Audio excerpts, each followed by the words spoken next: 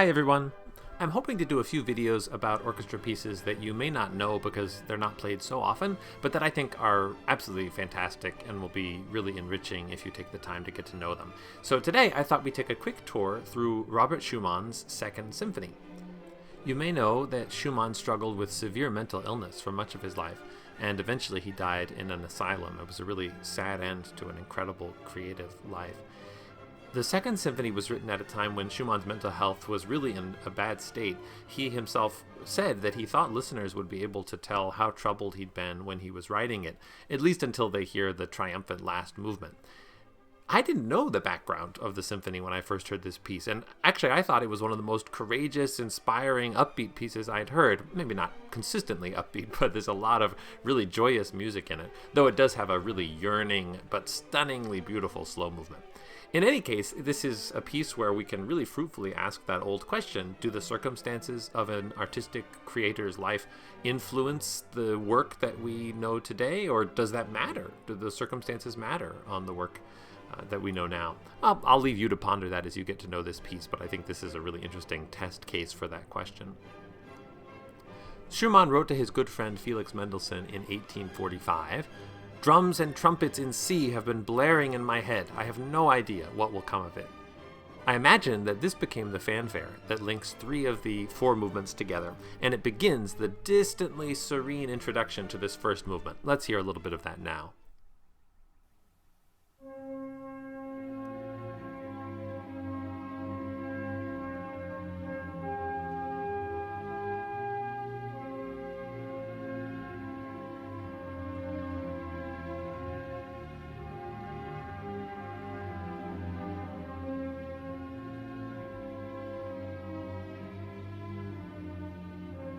So we do have a brass fanfare, bom, bom, ba bom, but it's in a slow tempo here with meditative string chords underneath it. There's a lot of potential energy here, though. This slow introduction gradually speeds up until it reaches this snappy, insistent idea that is the first theme.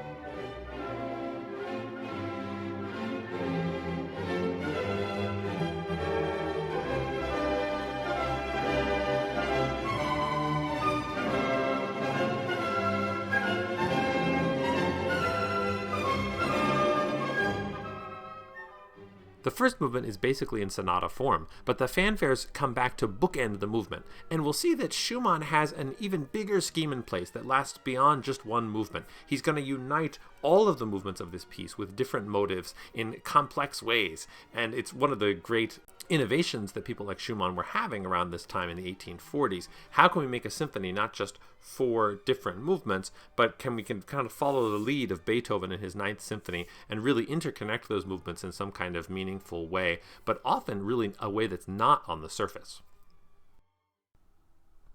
The second movement seems to owe something to the kinds of scurrying string sounds that we saw Mendelssohn, Schumann's good friend, exploring in the Midsummer Night's Dream Overture, if you've already watched that video. Here's the beginning of the scherzo.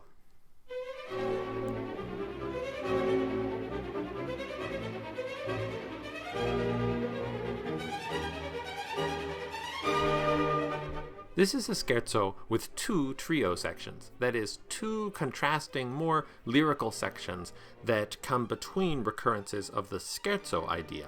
And they're so ebullient that it's hard to imagine Schumann was in the midst of really deep health problems while he wrote it. Here's the start of the first trio, and this contrasts perky triplets with long string melodies.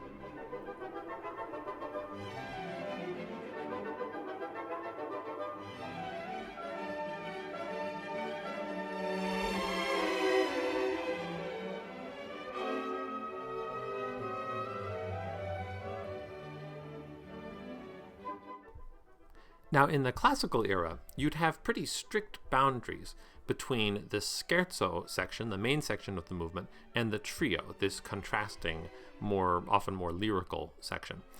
You'd finish one section, you'd have a double bar, and then you'd start the contrasting trio. But Schumann is not interested in boundaries, and here he finds really magical ways to obscure the different sections.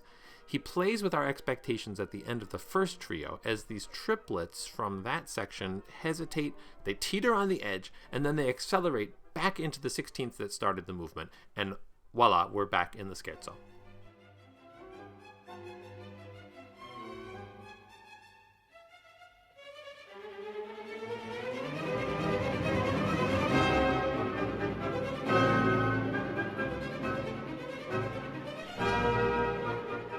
The second trio emerges from the dust that's been kicked up by the end of the scherzo idea, and the strings begin a more somber melody.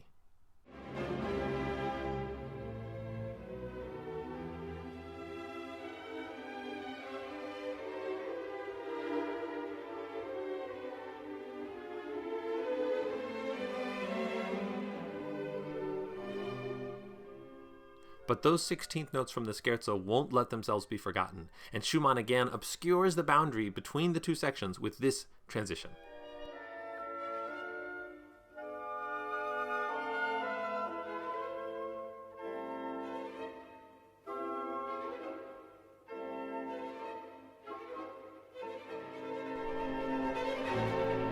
A tremendous amount of perpetual motion energy builds up toward the end of the movement until the trumpets and the horns blare out the fanfare from the first movement, pum, pum, pa pum, and we rush to the end.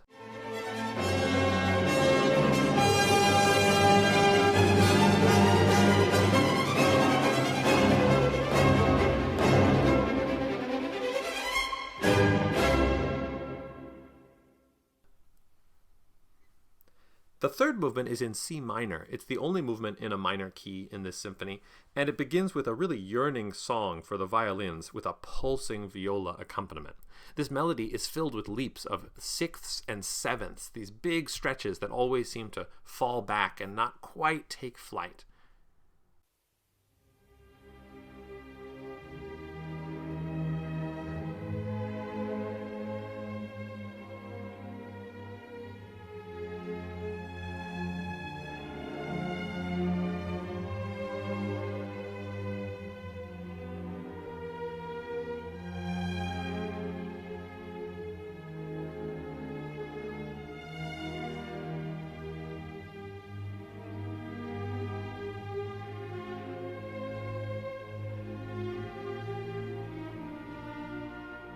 After a few minutes, things seem to be winding down into a major key, and the music stands still, until the theme, the original theme, is revealed in a new guise, but now it's climbing higher and higher and higher until it dissolves into a long series of heartbreaking trills.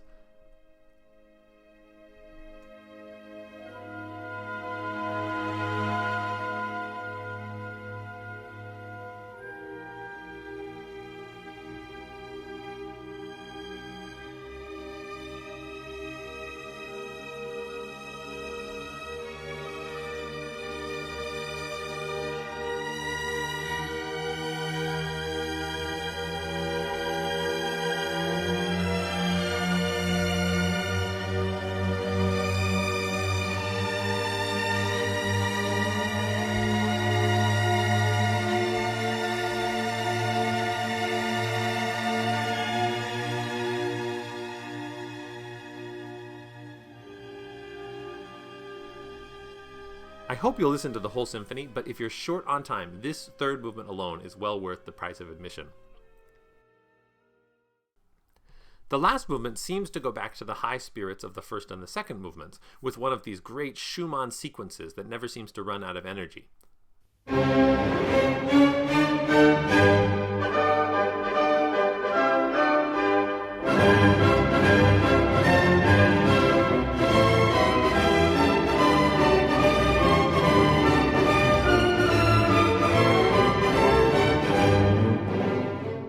Soon, though, a theme emerges low in the strings and woodwinds that we've heard before.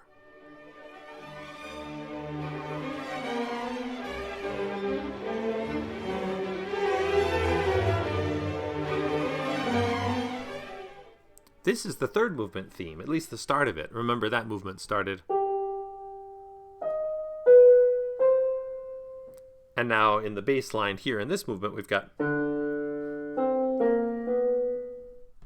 This third movement theme, though, soon gives way to the buoyant energy from the start of the movement, and it seems like maybe we've exorcised those more troubling ideas of the third movement. Soon the music shifts into G minor, though, and the clarinet sings a new idea.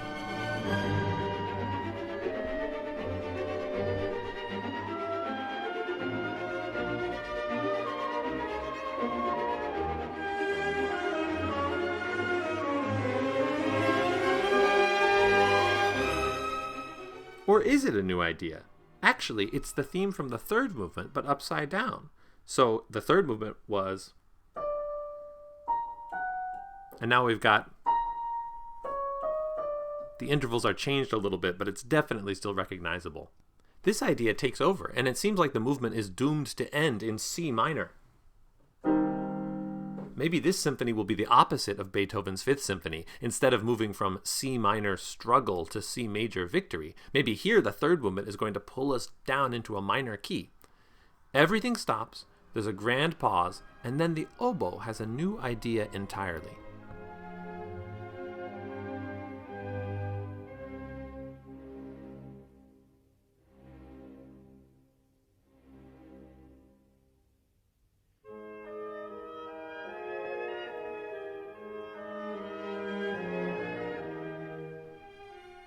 This lovely little tune is in A-flat major, totally new ground for us here, but it's linked to the previous chord C minor by the common tone of C, so we end it here, and now we go here.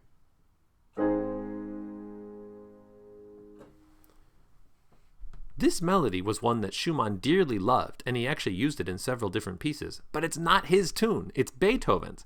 It comes from the last song of a song cycle by Beethoven called An die Ferne Geliebte, which means to the distant beloved. This song portrays a young man singing to his love who's far away, and after singing her 5 songs, he asks her to, quote, "Take then these songs that I sing to you, beloved, sing them again in the evenings to the sweet sounds of the lute." So, in other words, though they can't be together, music can unite these two lovers from a distance. That idea actually seems weirdly appropriate for our current situation, music uniting people over distances when you can't be together. Anyway, here's the Beethoven version of the tune from his song cycle.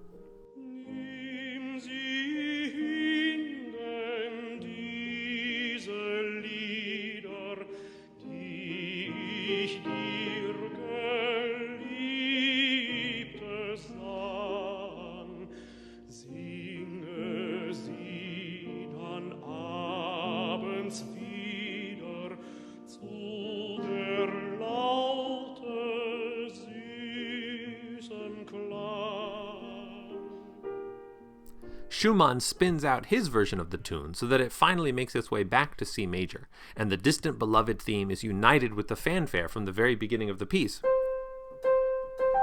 as well as other melodies from the first movement introduction. The new theme is brought together with the old, the distant fanfare from the first movement has become a triumphant victory cry, and the sorrow of the third movement, while not really forgotten, has at least momentarily been subsumed into these massive C major chords.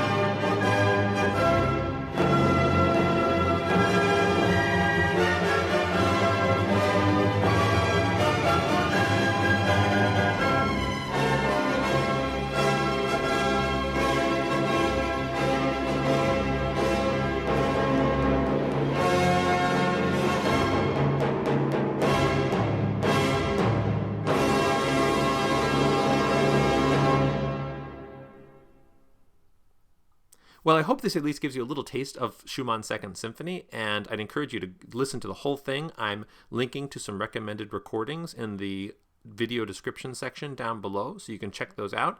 And also check out Schumann's other 3 symphonies. They're all absolutely fantastic. Incredible energy, incredible melodies and sequences, really surprising harmonies, and just really well worth the time you take to listen to them. Hope you enjoy this, everybody. Let me know if you have requests for future videos, and take care. Bye-bye.